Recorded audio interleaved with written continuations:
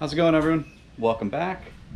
And what are we doing today? Well, we're going to be installing a catch can / oil separator from our good friends at Flashark that we've done some collaborations with in the past. This is our 2015 SS Camaro 6-speed automatic car with the L99, not the LS3 6.2. Mainly, if you follow the channel, you know we just mainly do a lot of maintenance, not a whole lot of performance modifications to this car yet. I do want to do a DOD and AFM delete on the car. Why, you might ask? Well, this right here on the #1 plug is all oil fouled. About every 1,000 to 1,500 miles throws a code. Stabilitrack goes all kind of wacky. Just in general, it's not good. So I'm hoping this helps with it a little bit, but the main thing is that guide on that intake valve is likely worn, and it's going to have to be machined and replaced. But we're just going to see if we get anything in this catch can here long term, and if it helps with that plug, if it maybe stretches out maybe an extra 500 to 1,000 miles or so before it looks like that again. So let me get the box open, we'll go over what's in it, and then we'll dive into the install. Alright, so get it unboxed. Obviously, got some hoses. This one's going to connect to the back to the valve cover. This one will be up here behind the throttle body. You can see down in here this connection on the intake. Got a nice bracket. Puts it in this vicinity right here on the automatic cars. Obviously the can itself, fittings, and some other miscellaneous hardware. Very good weight to this, well machined. So that looks pretty standard. What you can see, got a fine screen in there to separate it, O-ring to seal it. So overall looks pretty good to me. The attractiveness of this particular kit was first off the price, and I've done business with this company in the past, and it's completely reversible. Not that this is some ultra rare car, but it is very clean. It's not all beat up, it's not all heavily modified. So it's got an air intake tube, and it has a full Borla cat back with an off-road with an X pipe. Still has the down pipes with the cats off the manifolds for right now. So overall, very original car, fairly low miles. It's, I don't know, 85,000 original miles on this car, and it's a 2015. So not trying to make a race car out of this at all, just trying to keep it a nice car, do a few small things here and there that make it better without hacking the thing all up. So with that said, I'm going to grab the instructions, breeze over them quick, and dive into this. Alright, so first things first, they want you to pull this upper bracket from right in here, holds the radiator, pull that off, pull that rubber out, bushing out, and transfer it over to this. Obviously this bracket is for the foreseeable future going to replace that factory one whilst holding the it's hard to do one-handed here. I'm gonna do my best. There we go. For the foreseeable future, and it's going to hold the catch can, which will be bolted up under here by the PCM. So, but that's first step. We'll continue here. Alright, so we've completed the next step, which is removing this line that runs from the valve cover back there up to just behind the throttle body here. There's a nipple that it goes onto. This end come off pretty easy. Get this little tab here. You push in on this while sliding that over, and it comes out. This one's no problem. This one was a bear, because if you look at where the clip is, it was in a very tight spot here between the intake manifold and the nipple itself. I actually pulled this guy out of the way off this purge solenoid. I'll put it back on here shortly once I get my new line in there. Here's the two new lines. They got a slightly different connector, but same principle. They're pre-bent, which is pretty nice. This much longer one will snake from the valve cover and kind of route along neatly under everything to keep from getting caught in the belt. So I'm going to go ahead and route those. We'll come back to that and then go on with each step individually here. All right, long hose install. It just clicks in with the supplied fitting, kind of routes through here and around over where the catch can would be. Short one kind of tucks down in there.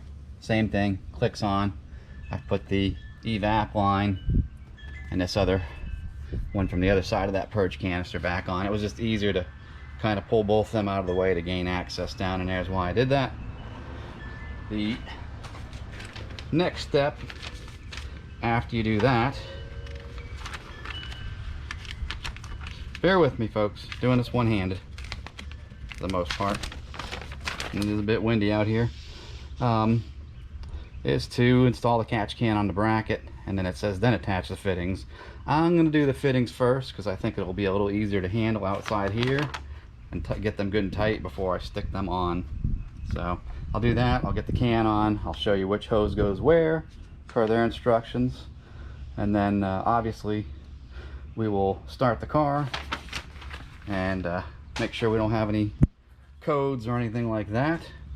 And then the next time, once that's all done, that you see this, she'll have put 1,000+ miles on this. We'll look at that plug again, the number 1, and I'll take the drain plug out of the catch can, see if anything comes out of it, and we'll report back. Okay, something to note, they say attach the fittings on the catch can with a 17mm wrench. 17, that is wrong. You need, in fact, well, it's upside down, but a 19. Small detail, but I felt it was noteworthy. So you have your tools ready. These small machine screws that hold the catch can to this bracket are just a standard Phillips head. They're not anything fancy, Allen wrench Torx, or security Torx, anything like that. All right, so catch can is installed to the bottom of the bracket, tightened down. Got the hoses slid on, but I haven't tightened the worm gear clamps yet. I've clocked them so they're easy to access, so I can tighten them. Just a standard flathead screwdriver or a nut driver. The long one goes to the inlet side. It's marked. I don't know, you can see maybe where it says out right there. That one goes to the intake just behind the throttle body. So home stretch, we're going to tighten these up, double check everything, and of course I've got to put the new plug in number 1 and the wire back on. You can kind of see them, the old one and the plug wire chilling on the cowl there. So take care of that, and I will start the car, look for any trouble codes, leaks, anything like that. I don't expect there to be any.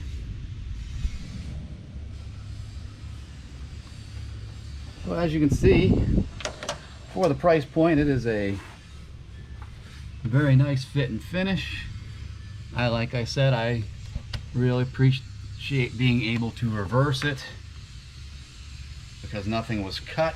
Everything was just simply undone and swapped around in place. So now the only question is it going to give me any check engine lights, cause any other problems?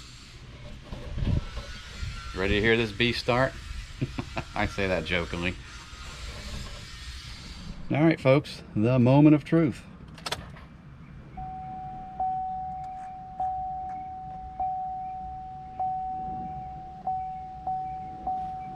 Yeah, it's letting me know the hood's open. It's squawking at me.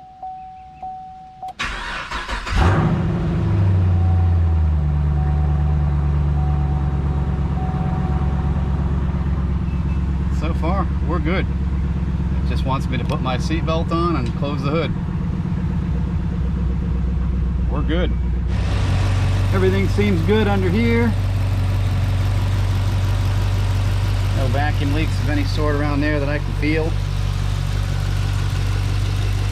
This one's a little harder to squeeze my fat hand in. Nothing going on in there either. These connections are good. Bracket's good and tight. Not shown, but down under here where my fingers are, they put a rubber bumper on this bracket that sits on top of the radiator so this doesn't flex as much, so it won't rattle.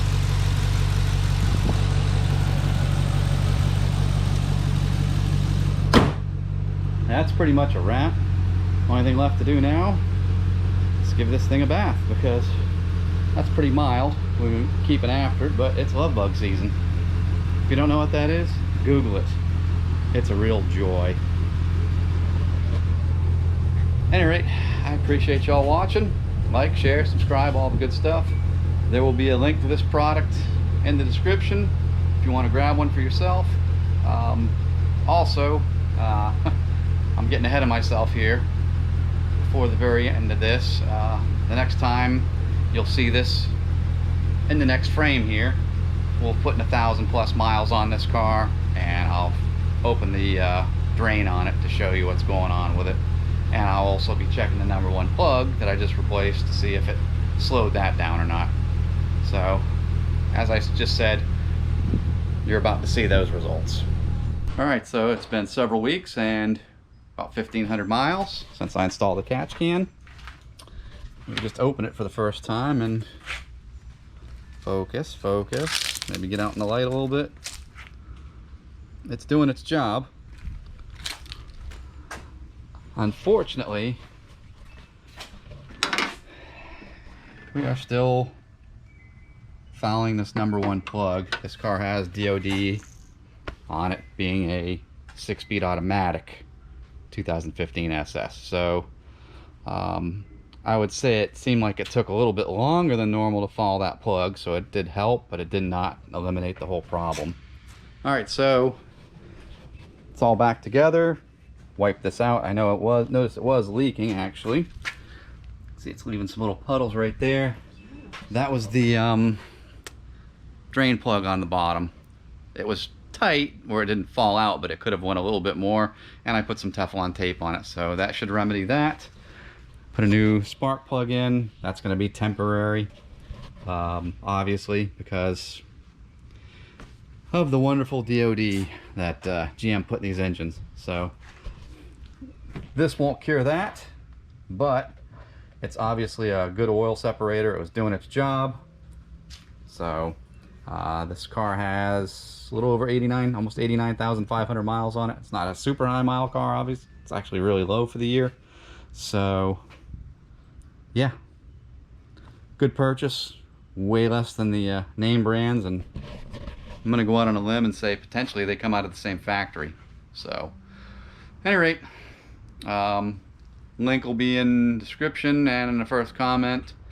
Code BLUE15 to get 15% off, and we'll see you next time.